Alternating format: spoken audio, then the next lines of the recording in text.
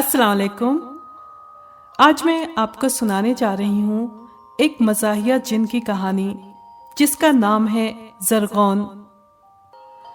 میرا نام جلال الدین اکبر عرف جلالی بابا ہے۔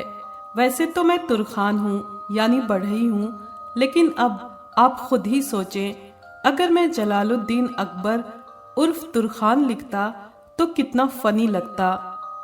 ابھی جو میں یہ کہانی بتا رہا ہوں، اس سے پہلے بھی ایک بار ایک عمل کے دوران ایک شرارتی جن میرے قبضے میں آ گیا تھا اور اس نے مجھے ناکو چنے چبوا دیے تھے، لیکن اس کے باوجود وہ مجھے بہت اچھا لگتا تھا اور پھر اسے واپس اپنی دنیا میں جانا پڑ گیا۔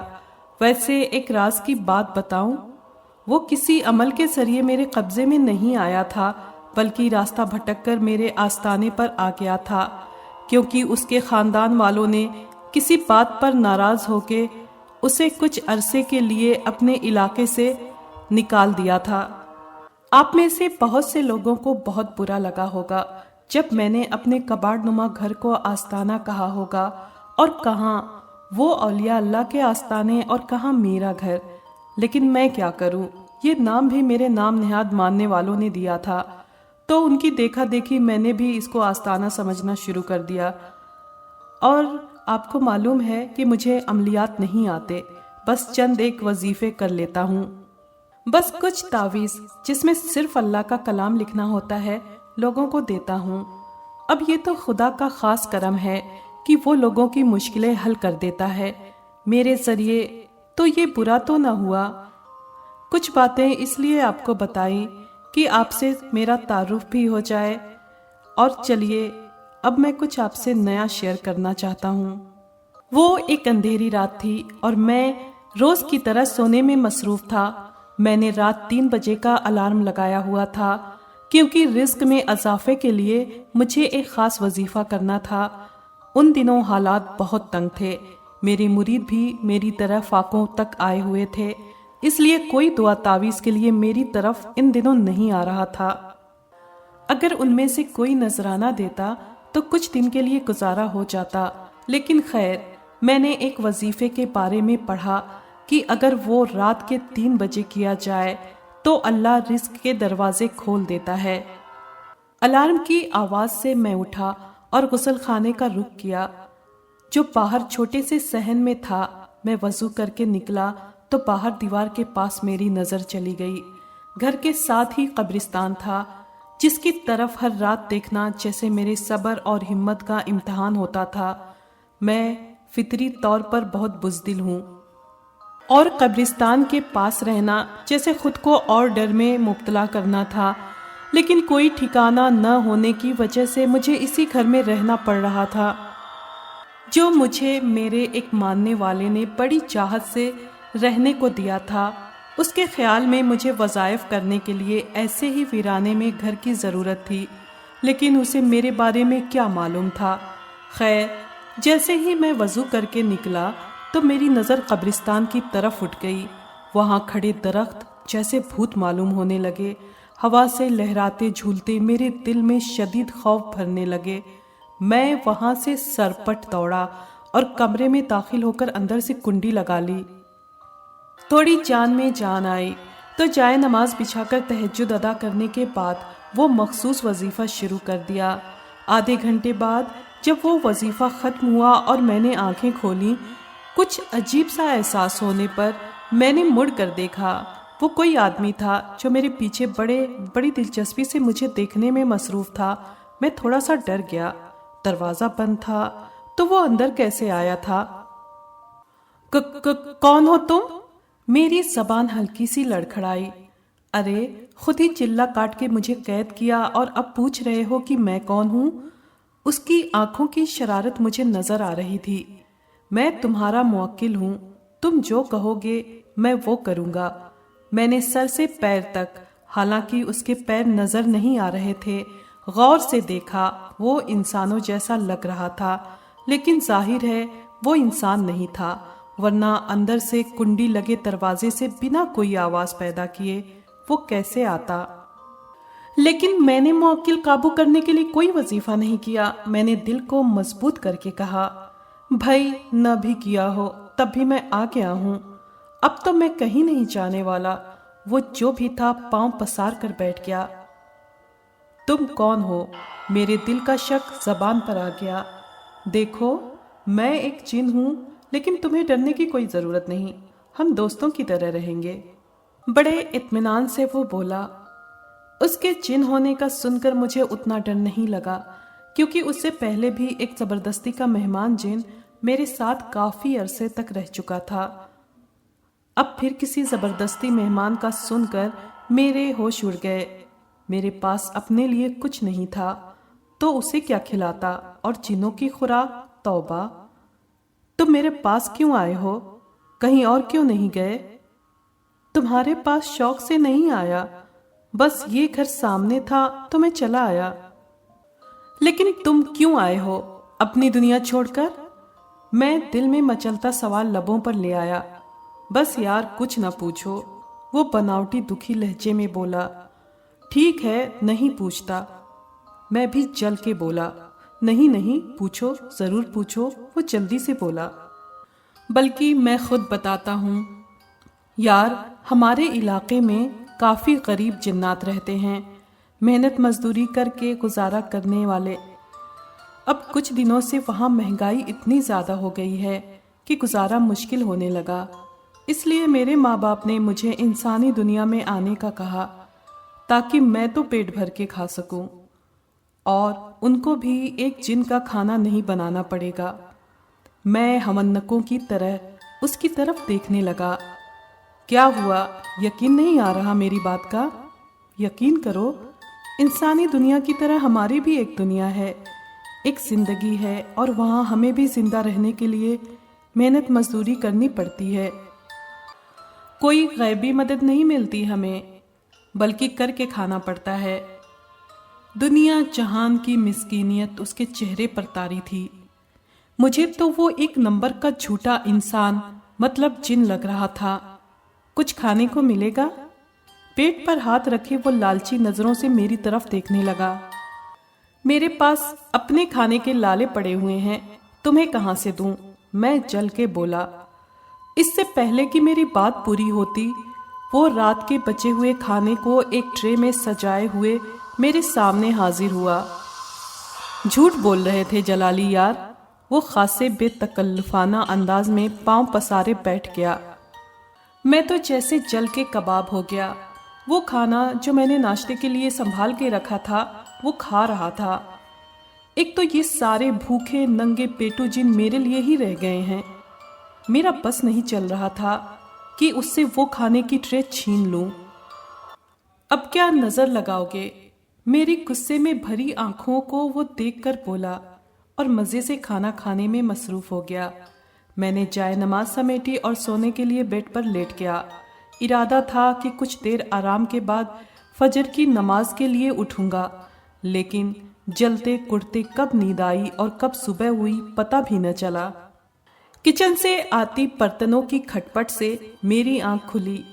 تھوڑی دیر تو کچھ سمجھ ہی میں نہیں آئی، پھر جیسے ہی رات والا قصہ ذہن میں آیا جلدی سے اٹھ کر بیٹھ گیا۔ ضرور کچن میں میری بچت کا ستیاناش کرنے میں لگا ہوگا۔ یہ خیال آتے ہی میں جلدی سے کچن کی طرف لپکا اور اندر بکھرا کچن دیکھ کر میرے ہوش اڑ گئے۔ یہ کیا ہو رہا ہے؟ میں نے تقریباً چیخ کر پوچھا۔ فرائی پین اس کے ہاتھ سے چھوٹ کر فرش پر گرا اور ناقابل برداشت شور پیدا کر گیا۔ یار ڈرا دیا تم نے۔ مجھے دیکھ کر اسے اطمینان ہوا تو وہ فرائی پین اٹھانے جھکا، اور جب وہ جھکا تو اس کی فلیٹ کمر ایک دم فولڈ ہو کر انگلش کے لفظ وی کی شکل میں آ گئی، اور اتنی مضحکہ خیز لگی، یعنی فنی لگی، کہ میرے ہونٹوں سے ہنسی کا فوارہ چھوٹ پڑا۔ مجھے یوں ہنستے دیکھ کر وہ اور چوڑا ہو گیا۔ بیٹھو جلدی یار، ابھی گرما گرم مزیدار ناشتہ پیش کرتا ہوں۔ میرا غصہ ختم ہو چکا تھا، کیونکہ میرے غصہ کرنے سے وہ جانے والا تو تھا نہیں، اس لیے اپنا خون جلانے سے مجھے کیا ملتا؟ اگر وہ میرے ساتھ رہتا تو مجھے بہت سے فائدے ہو سکتے تھے۔ ایک تو گھر کے کاموں کی ٹینشن ختم ہو جاتی، دوسرا جو مرید آ نہیں رہے تھے ان کو گھیر گھار کے لانے کا کام کرتا، مطلب تھوڑا بہت ڈرا کر انہیں یہ احساس دلا کر کہ ان کے گھر میں کسی آسیب کا بسیرا ہے۔ ناشتہ واقعی مزیدار تھا، لیکن 2 دن کے کھانے کے سامان کا اس نے ایک ہی وقت میں ستیہ ناش کر دیا تھا۔ لیکن بے چارہ وہ بھی کیا کرتا، کم کھانا اس کے لیے کافی نہیں تھا۔ اب بتاؤ یار جلالی، کیا پریشانی ہے؟ ناشتے کے بعد اس نے پوچھا۔ جواباً میں نے اپنی تنگ دستی کا سارا ماجرا کہہ سنایا۔ یعنی ہم دونوں کا مسئلہ ایک جیسا ہی ہے، چلو مل کر سوچتے ہیں کہ کیا کرنا ہے۔ اور پھر جو مل کے سوچا اس کے نتیجے میں ان کو ایک پریشان حال آدمی جو پہلے بھی کئی دفعہ آ چکا تھا حاضر ہوا۔ میں اس وقت فل جلال میں تھا، بولا، کیا ہوا بچہ؟ نہیں سرکار، بچہ تو نہیں ہوا، پریشان حال مرید بولا۔ میں تمہیں بچہ کہہ رہا ہوں۔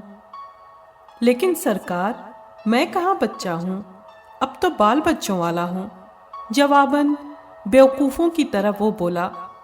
پیچھے سے زرغون کی ہنسی سنائی دی۔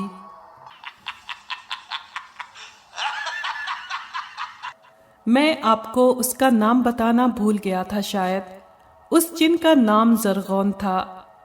میں جھنجھلا گیا۔ مسئلہ بتاؤ۔ جواباً میں نے اسے کوئی بھی نام دینے سے گریز کیا۔ سرکار، مجھے لگتا ہے کہ میرے گھر میں کسی ہوائی مخلوق کا سایہ ہے، وہ رازدارانہ لہجے میں بولا۔ ہاں تو تمہارے گھر میں جو درخت ہے اس کا سایہ ہوگا۔ میرے کچھ کہنے سے پہلے ہی زرغون بول پڑا شرارتی لہجے میں۔ میں نے اسے گھور کر خاموش کروایا۔ چونکہ وہ مرید کو نظر نہیں آ رہا تھا اس لیے وہ سمجھا کہ میں ہی بولا ہوں۔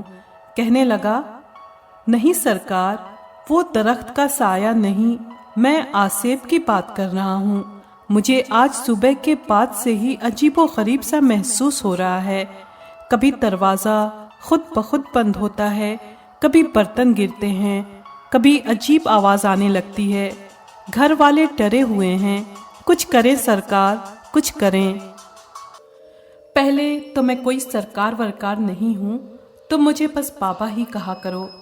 دوسرا، تم فکر مت کرو، میں ابھی معلوم کرتا ہوں۔ یہ کہہ کر میں نے بس دکھاوے کے لیے آنکھیں بند کر لیں اور اللہ اللہ کا ورد کرنا شروع کر دیا۔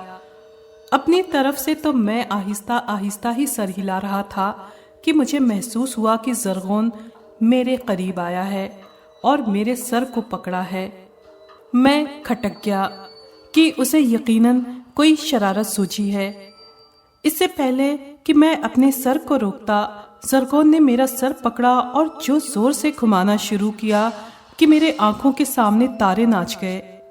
میں کسی وجدانی بابے جیسا ہو گیا، یعنی مست ملنگ ہو کر جھومنے لگا۔ اللہ کے بجائے کسی ٹکراتے ہوئے بیل کی آواز میرے منہ سے نکلنے لگی۔ گردن یوں ہو گئی جیسے چھت والا پنکھا اپنی فل اسپیڈ میں گھومتا ہے۔ مجھے اس وقت لگا کہ اب گردن کی ہڈی بس ٹوٹنے ہی والی ہے۔ تب زرغون نے مجھے روکا۔ کچھ دیر تو مجھے ہوش ہی نہ آیا۔ چکراتے سر کو تھامتے میں نے بمشکل آنکھیں کھول کر مرید کی طرف دیکھا۔ وہ بیچارہ حیرت زدہ میری طرف دیکھ رہا تھا۔ اس نے اس حالت کو میری کرامت سمجھا ہوگا، لیکن اسے کیا معلوم کہ مجھ پر اس دوران کیا بیتی ہوگی۔ کسی نہ کسی طرح میں نے اسے ایک تعویذ دے کر رخصت کیا۔ جواباً وہ نذرانہ کے طور پر پیسے دے کر چلا گیا۔ چلو 1 ہفتے کے راشن کا انتظام ہوا۔ زرغون کی اطمینان بھری آواز نے مجھے آگ لگا دی۔ میں ڈر کے مارے گردن بھی نہیں ہلا پا رہا تھا۔ یہ کیا کیا تم نے زرغون؟ اگر میری گردن کی ہڈی ٹوٹ جاتی تو؟ میں نے شعلہ بار نگاہوں سے اسے گھورا۔ یار ایسے کہاں ہڈی ٹوٹتی ہے، میں ایک جن ہوں، لیکن یہ جانتا ہوں کہ اللہ نے گردن کو اتنا کمزور نہیں بنایا کہ یوں ذرا سے گھمانے سے ٹوٹ جائے۔ بس تمہارے اس طرح ذکر کرنے سے مریدوں پہ رعب پڑتا ہے۔ وہ شرارتی نگاہوں کو مجھ پر جما کے بولا، اور اس رعب کے چکر میں میرا حال بہت برا ہو گیا۔ 2 دن گردن میں شدید درد رہا، پھر ٹھیک ہو گیا، لیکن میں نے توبہ کر لی کہ آئندہ زرگون کے ہوتے ہوئے اپنے آپ پہ مصنوعی وجد لانے کی کوشش نہیں کروں گا۔ یار جلالی، 1-2 بار مجھے ایسا ہی وجد خود پر طاری کرنے دیتے تو تمہاری بہت مشق ہو جاتی۔ 1-2 بار کے بعد درد بھی نہ ہوتا۔ کبھی کبھار وہ کہتا تو میرا خون کھول جاتا۔ میرے ایک جاننے والے نے کرانہ اسٹور کھول کر مجھے افتتاح کے لیے یعنی انوگریشن کے لیے بلایا۔ اب مرید کروڑ پتی تو تھے نہیں کہ کاروں کا شو روم یا پلازا کھڑا کرتے تو مجھے افتتاح کے لیے بلاتے۔ یہ میرا سب سے امیر مرید تھا جو خیر سے ذاتی کرانہ اسٹور کا مالک بن گیا تھا، اور مجھے امید تھی کہ اب مجھے گھر کے راشن کے لیے پریشان نہیں ہونا پڑے گا۔ افتتاح کے لیے روانہ ہوتے وقت زرغون ہمیشہ کی طرح میرے ساتھ تھا، اور مجھے یہ فکر کہ یہ پھر کوئی الٹی سیدھی حرکت نہ کر بیٹھے۔ خیر، ہم دکان پر پہنچے تو وہاں لوگوں کا بہت بڑا جمگھٹا نہیں تھا، بلکہ 2-4 لوگ ہی تھے۔ میں مایوس ہوا۔ خیر، میرا رزق تو اللہ کے ہاتھ میں ہے، لوگوں کے ہاتھ میں نہیں۔ خیر، لوگ ویٹ کر رہے تھے فیتا کٹنے کا۔ میں نے نازک سی کینچی اٹھائی اور فیتا کاٹنے کی کوشش کرنے لگا۔ کاٹتا گیا، لیکن وہ فیتا تو جیسے لوہے کا بنا ہوا تھا، اس پر کوئی اثر ہی نہ ہوا۔ لگتا ہے بابا جی کسی پیڑ کی ٹہنی کو کاٹنے میں لگ گئے۔ کسی منچلے نے پیچھے سے آواز کسی۔ زرغون کی کھیکھی سے جیسے میرے دماغ میں کچھ روشن ہوا، ضرور یہ اسی کا کارنامہ ہوگا۔ بس کرو زرغون، سب لوگ میرا مذاق بنا رہے ہیں، میں نے جھنجھلا کر اسے کہا۔ سب لوگ حیرانی سے میری طرف دیکھنے لگے کہ میں کس سے بات کر رہا ہوں۔ میرے یہ کہنے کی دیر تھی کہ میں جو بہت زور سے فیتا کاٹنے میں مصروف تھا، اپنی ہی جھولی میں منہ کے بل گر پڑا، کیونکہ فیتا اچانک کٹ گیا تھا۔ سب لوگ زور زور سے ہنسنے لگے۔ مجھے بڑی شرمندگی ہوئی۔ یہ سب شرارت زرغون کی تھی، وہ جو خود کو میرا دوست کہتا ہے۔ کسی شاعر نے کیا خوب کہا ہے، کھا کے تیر جو دیکھا کمین گاہ کی طرف، اپنے ہی دوستوں سے ملاقات ہو گئی۔ شعر کچھ آگے پیچھے ہو گیا ہو تو معاف کیجیے گا، کیونکہ مجھے شعر و شاعری سے کوئی خاص رغبت نہیں ہے۔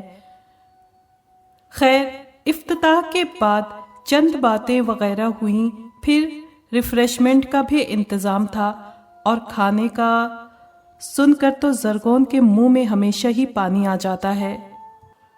میں ڈرتے ڈرتے میز کے قریب بیٹھا، اور پھر میرے ذریعے زرغون نے ریفریشمنٹ کی ایسی کی تیسی کر دی۔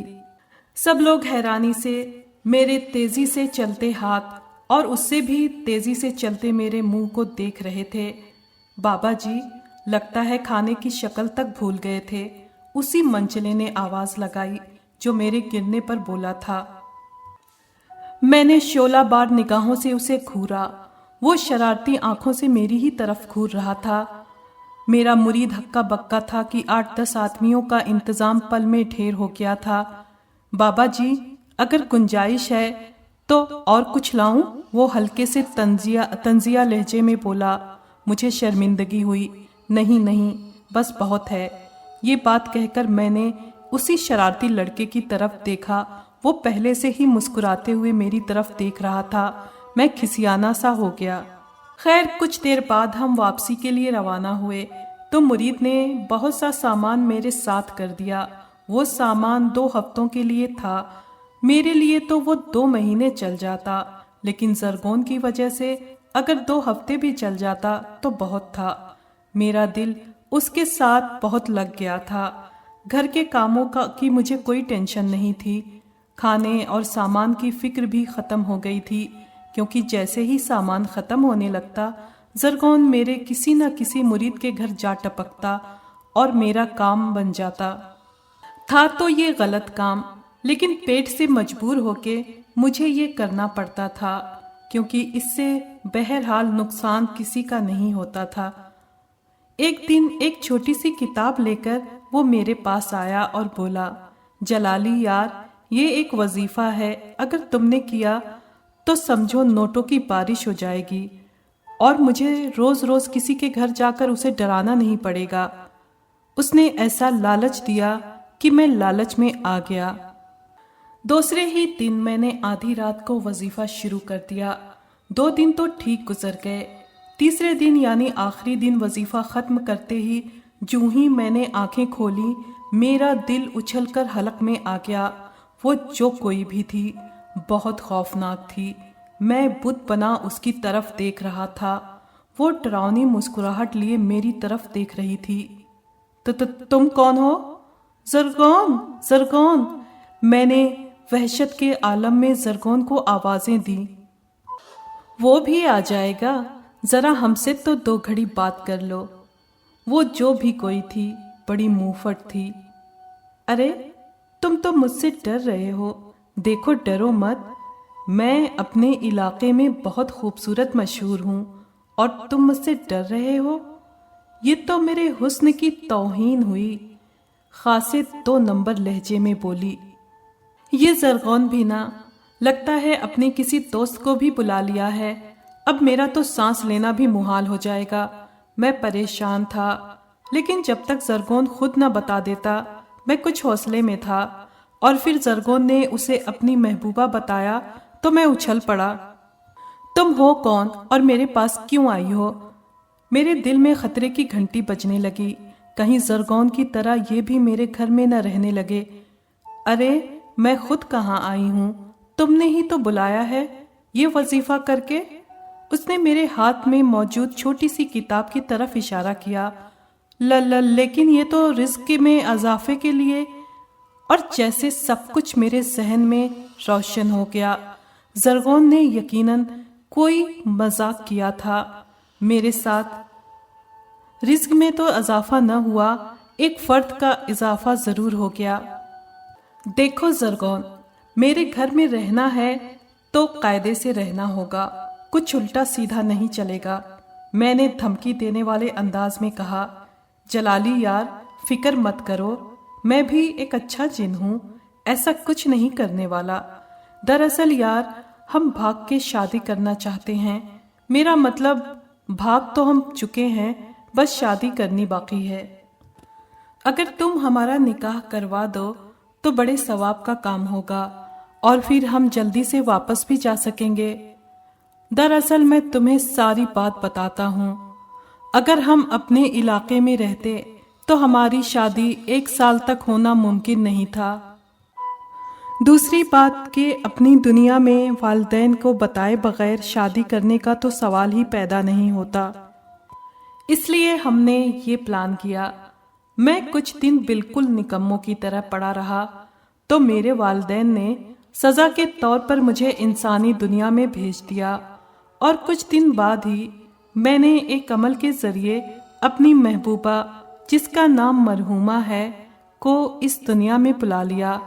اب ہمارے خاندان والوں کو ہماری شادی کا بالکل علم نہیں ہوگا، ہم انہیں سرپرائز دیں گے۔ زرغون کے چہرے پر محبتوں کے پھول سے گرتے محسوس ہونے لگے۔ لیکن مرحومہ نام کتنا عجیب ہے، میں نے دل میں سوچا، لیکن اظہار نہیں کیا۔ پھر مولوی کو بلا کر ان کا نکاح پڑھوا دیا۔ وہ دونوں انسانی شکل میں موجود تھے۔ نکاح کے فوراً بعد وہ مجھے الوداع کہہ کر ہمیشہ کے لیے روانہ ہو گئے۔ اس کے جانے کے کتنے دنوں تک میں اداس رہا، پھر اپنی روٹین میں آ گیا۔ مرحومہ کتنا عجیب نام ہے، ایسا سوچ کر میرے لبوں پر آج بھی مسکراہٹ دوڑ جاتی ہے۔ اگر آپ کو یہ کہانی پسند آئی ہے تو پلیز لائک اور شیئر کریں، اور کمنٹ باکس میں اپنی رائے کا اظہار کیجیے۔ اگر آپ نے ہمارے چینل کو ابھی تک سبسکرائب نہیں کیا ہے تو پلیز سبسکرائب کر لیں اور بیل آئیکن کو پریس کر دیں تاکہ آنے والی ہر کہانی کا نوٹیفیکیشن آپ کو مل سکے۔ شکریہ۔